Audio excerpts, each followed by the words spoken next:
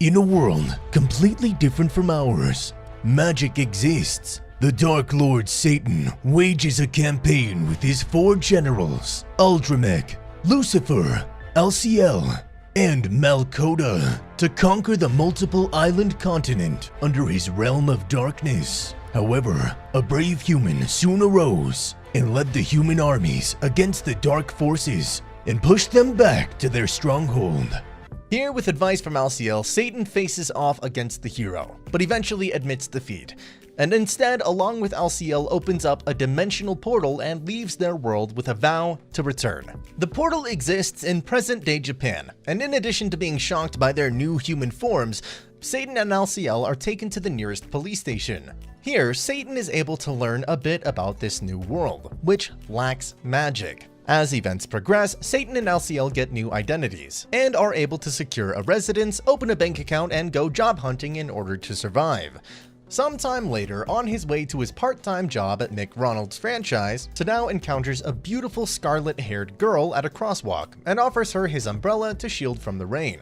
While Sadao walks, he entrusts Ashia to take care of their domestic needs, as well as research means to replenish their magic powers and return to Ente Isla. While at McRonald's, Sadao not only experiences a seemingly random mild earthquake, but faces a dilemma on whether to use his remaining magic to repair the broken flyers, eventually not getting a chance to either way. Nonetheless, while impressing his fellow co-worker Chiho Sasaki with his people skills as well as the higher-ups through his dedication, he's able to secure a permanent position. As he excitedly pedals his bicycle home to tell Ashia, he is once again confronted by the scarlet-haired girl, who is revealed to be the hero from their dimension, Emilia Justina.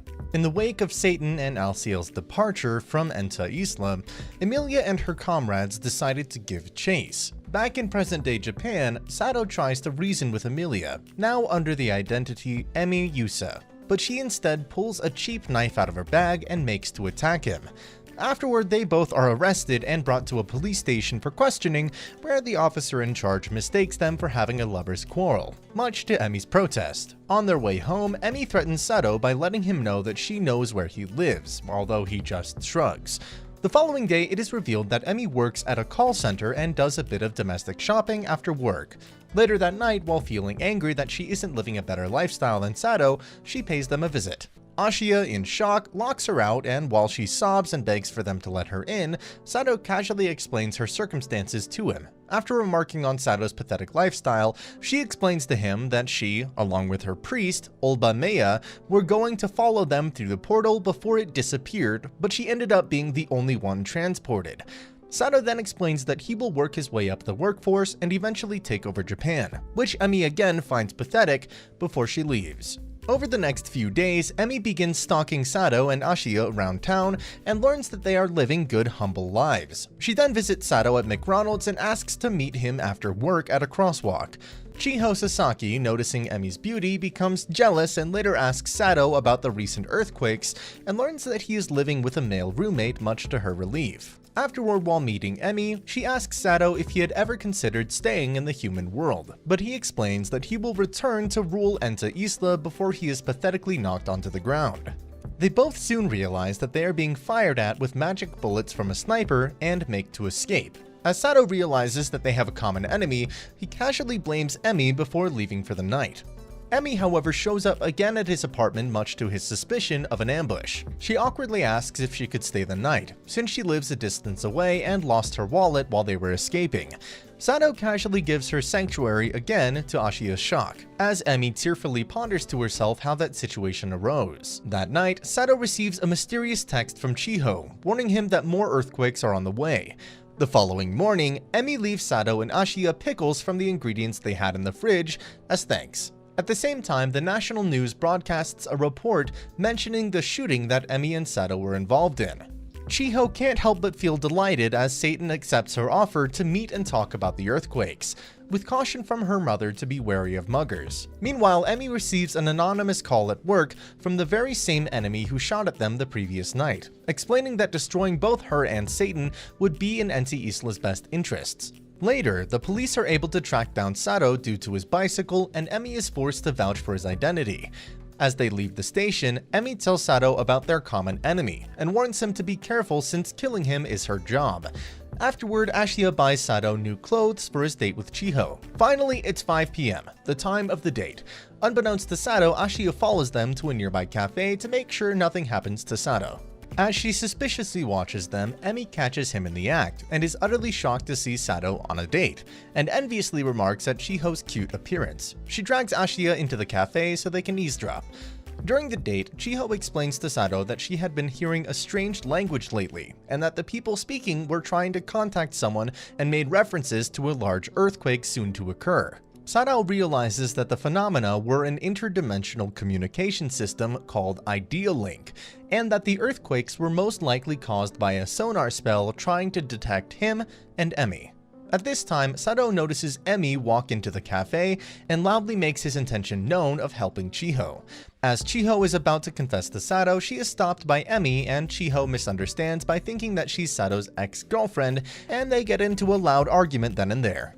Suddenly, a large-scale earthquake strikes. When Chiho awakens surrounded by devastation, she and Emi make up, and Emi warns her not to get close to Sato before using a sleep spell on her. With Chiho unconscious, Emi calls out to Satan, who appears from some debris in his demonic form with increased amounts of magic. As Emi thinks that she has enough magic left to conjure a sword strong enough to kill him, Satan tells her that he will save them. As Satan moves the debris, Emi, in a shocked state, wonders why he would want to save them. Satan continues to use his magic to clear the debris and keep everyone in the mall out of harm's way, and in the aftermath, the authorities report that there were no casualties. In a flashback to Ente Isla, a young Emilia enjoys her carefree days with her father, and they talk that the village priests will protect them from the Dark Lord's tyranny.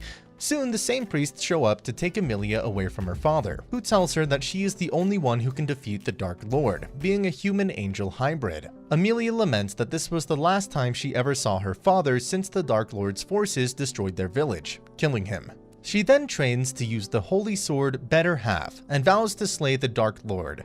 Back in the present, Sato reverts to his human form and learns that Chiyo Sasaki is the daughter of Inspector Sasaki, whom he used the spell on to get information when they first arrived in Japan. Sato relays this to Emi, explaining that Chiho must have gotten feedback from the spell, which is how she intercepted the Idea Link. He further explains that the earthquake was no coincidence since it struck the exact spot they were both at, and that the enemy didn't try again when they got out of the debris because he started to regain his powers. Afterward, Emi spends the night at her coworker, Rika Suzuki's place. Here, Rika talks about how the human nature can change in the face of adversity, with people choosing to become like demons or angels. Rika turns on the national news, which reports that the series of muggings have increased, and casually teases Emi about being in a relationship with Sato after seeing them together following the earthquake, causing her to again ponder why Sato had saved all those people. The next day, Emi shows up at Sato's apartment and falls down the stairs. As Ashiya leaves to buy bandages, Emi grows upset at the kindness Sato had been showing towards her, claiming that it's out of character. She further bursts into tears and states that her reason for wanting to kill him is because of his tyranny over the people of Ente Isla that led to her father's death. As Sato laments that back then he didn't understand people's feelings, Ashiya walks in with Chiho, who misunderstands the scene and runs away with a broken heart. Just then, their landlady, Miki, comes in and advises that they all go after Chiho and makes references to the Idea Link and sonar spell. At the same time, two of Emilia's comrades from Ente Isla hurry through another portal to Japan. While tearfully admitting that she had fallen in love with Sato, Chiho bumps into a strange person who tells her he will use her envy and despair of the Dark Lord and the hero to surpass Satan. He then manifests black wings, and as Sato, Emi, and Ashiya approach from afar, an explosion occurs and the winged person takes to the air. As Sato, Ashiya, and Emi climb the rubble, Sato acknowledges the person, Demon General Lucifer. Emi asks Lucifer how he survived their previous battle on Ente Isla. Sato is able to deduce that he was aided by Olba Mayer, who reveals himself behind Lucifer, much to Emi's shock. Sato further states that Olba was the only one who could have schemed against him and Emi, and that he was going to assume power in Ente Isla after killing them and promising to return Lucifer to heaven in exchange for his help. Lucifer then attacks them, with Ashiya taking a near-fatal hit, causing Sato and Emi to flee.